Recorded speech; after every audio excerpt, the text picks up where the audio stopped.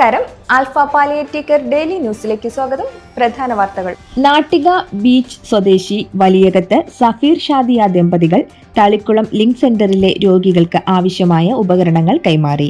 സെന്ററിന്റെ പരിചരണത്തിലിരുന്ന തങ്ങളുടെ വത്സല മാതാവിന്റെ 3ാം ചരമവാർഷികത്തോടനുബന്ധിച്ചാണ് കുടുംബം സെന്റർ സന്ദർശിച്ച് ഉപകരണങ്ങൾ കൈമാറിയത്.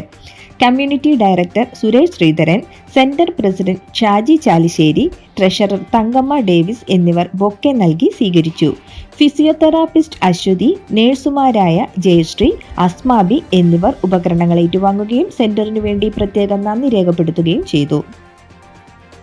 പനങ്ങാട് ഗവൺമെന്റ് ഹയർ സെക്കൻഡറി സ്കൂളിലെ ആരിഷ് ക്ലബ് അംഗങ്ങൾ ആൽഫ കൊടുങ്ങല്ലൂർ ലിങ്ക് സെന്റർ സന്ദർശിച്ചു.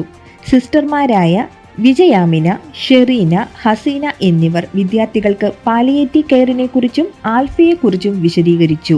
കമ്മ്യൂണിറ്റി വെൽഫെയർ ഓഫീസർ മേഘ്ന അനിൽകുമാർ നേതൃത്വം നൽകി. ആൽഫ വെള്ളങ്ങല്ലൂർ സെന്ററിന്റെ 8ാം വാർഷികം സെന്റർ പ്രസിഡന്റ് AB സക്കീർ ഹുസൈന്റെ അധ്യക്ഷതയിൽ നടന്നു.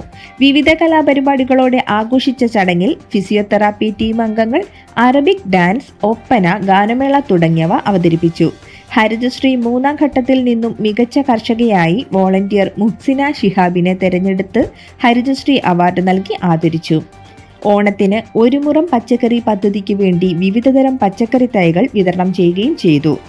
Secretary Meharban Shihab, acting president Shafeer Karumathra, vice president professor KR Varghese, PRO Shakoor, supporting committee അംഗം സഗീർ കരിപ്പാക്കുളം, മനാഫ്, ഫിസിയോതെറാപ്പിസ്റ്റ് ഡിയ എന്നിവർ സംസാരിച്ചു.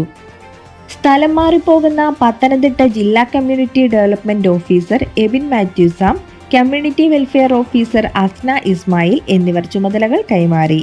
തിരുവല്ല സെന്ററിൽ കമ്മ്യൂണിറ്റി ഡയറക്ടർ സുരേഷ് ശ്രീധരന്റെ അധ്യക്ഷതയിൽ നടന്ന യോഗത്തിൽ vision 2030 state coordinator Amjith Kumar, Kottayam community development officer Anil Mohan, Kollam community development officer Akshay Babu, assistant PRO Rafi Paul, Thiruvalla centre secretary Prakash, central council member Deepthi, staff അംഗങ്ങൾ തുടങ്ങിയവർ പങ്കെടുത്തു. ഇതോടെ ഇന്നത്തെ വാർത്തകൾ അവസാനിക്കുന്നു. ജയ് ഹിന്ദ്.